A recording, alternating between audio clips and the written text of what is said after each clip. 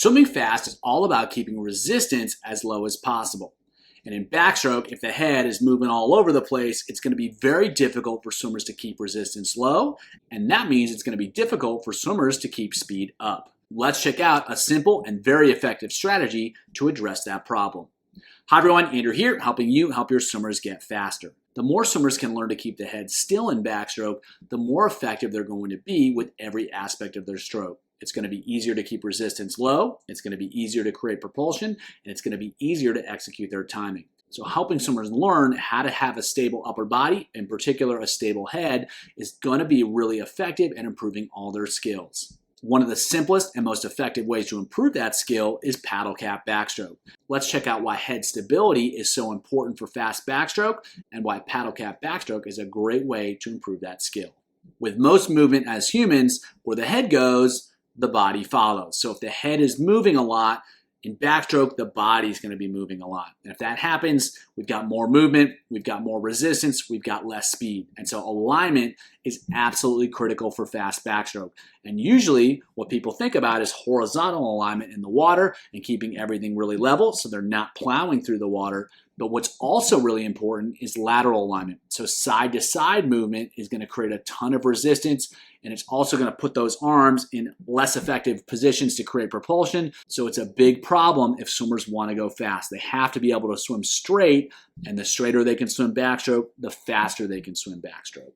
So this is one of the best examples of it, just a perfect shot of what we're talking about. So we can see here that head is staying really stable and everything is moving around that stability, but there's not much side-to-side motion. There's very little side-to-side motion, and that allows her to swim straight, keep her alignment in check, and just move those arms and those legs around that really stable position. And she's able to create a ton of propulsion as she goes because she's in a great position and she's not moving around, and she can keep resistance really low because she's swimming straight through the water. And so if the head was moving around here, it's going to be a lot more resistance for her shoulders and her hips, and it's going to be a lot harder for her to set those arms up effectively to move water backwards so that she can move forwards. So head stability is a really key skill for setting up the entire stroke. So when it comes to skill development, if there's zero awareness, there's going to be zero change. And in particular with head position and head stability in backstroke, swimmers really struggle. They can't see it, they can't feel it, and so they can't change what they don't understand. It's very difficult for them to become aware of it, and if you were to say, hey, make sure you keep your head still, that doesn't really resonate with them because they don't really understand how they're moving their head anyway. So because they're on their back and the nature of the skill, it can be very difficult for swimmers to understand what they need to do. It's also very hard to not do something. It's easy to try to bend your elbow to 90 degrees. It's hard when someone says don't move or they say move less. It's very easy to think about what to do. It's much more difficult to think about what not to do. And so they don't necessarily understand that they are moving a lot and they don't know what it will feel like to move less. So instruction doesn't really work very well. They just have to feel it. So we need a strategy that puts them in a position where they can feel it. And if they can feel it, then they can fix it. So with this skill, one of my favorite strategies is paddle cap backstroke. All they have to do is keep the paddle on their head. Put it on their head, tell them to swim down the pool. You don't care how slow it is, you don't care how fast it is. They just have to keep the paddle on their head. The reason it's so effective is because of feedback. It's immediate. If they make a mistake, they'll know right away. If they do it well, they'll also know right away. The feedback is concrete. It came off, it stayed on. Two options, black or white. They know if it was good, they know if it wasn't good. And the feedback is also relevant. If the paddle comes off, it's a direct consequence of their head movement. If the paddle stays on, it's a direct consequence of the head movement. So they're able to learn really fast, really quick, because they get immediate feedback, concrete feedback, and relevant feedback. And that's really what we're looking for whenever we're trying to develop skills. The tighter that feedback loop can be, the more they're going to improve. And with better feedback comes faster learning. And what's great about this drill is that swimmers know immediately whether they were successful or not, and they learn very quickly what works and what doesn't, and they can start to understand what they need to do with their head in order to keep things still, in order to keep the paddle on. So super simple. Head stays still, paddle stays on, head moves around, paddle comes off. And so all swimmers have to do is figure out how to keep the head still and how to work and organize the stroke around that stability. So at first, as long as they're keeping the head still, if their backstroke doesn't look amazing, that's okay. Get them to have that stability, and then they can start to figure out how to work the entire stroke around that. Give them the chance to feel it, and they'll have the opportunity to fix it. So once they get the hang of the drill, what do? The most important thing is to challenge it, because just because they can do it slow and without any fatigue doesn't mean they're going to be able to do it in a race. So you got to add speed, more pressure. It's going to be harder for them to keep everything still, especially when they're swinging the arms faster and faster. So do the drill with some speed.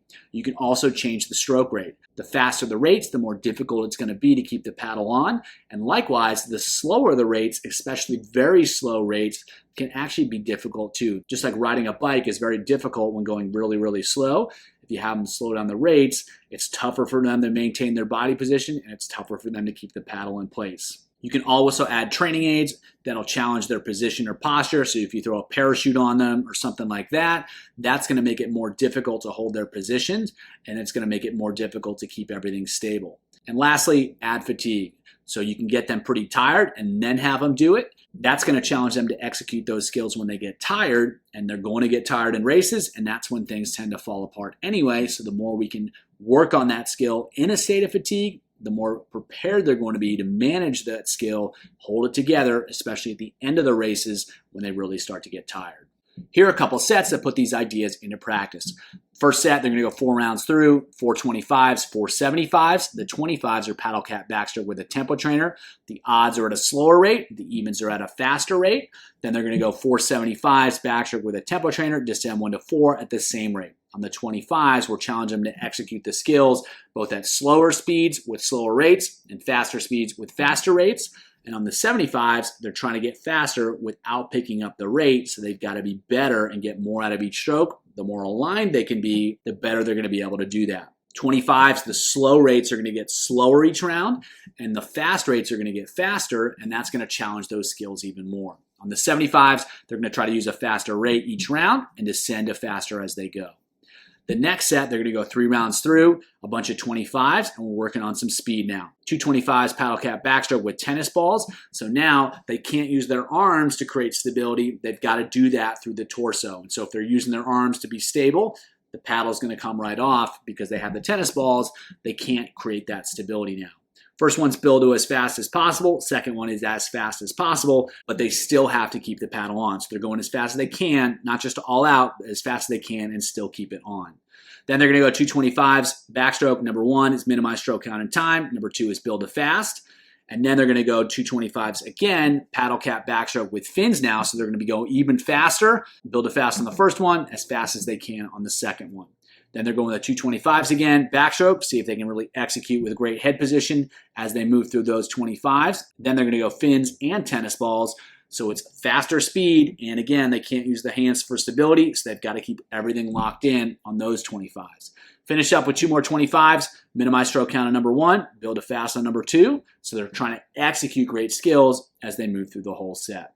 So by using this drill, we can really help swimmers learn how to create the foundation for effective backstroke, keeping that head still, and we're challenging that skill so that swimmers can learn to execute it when they go really fast and when they get tired, which is what needs to happen in a race. If you want to learn more about improving backstroke alignment, check out the video below.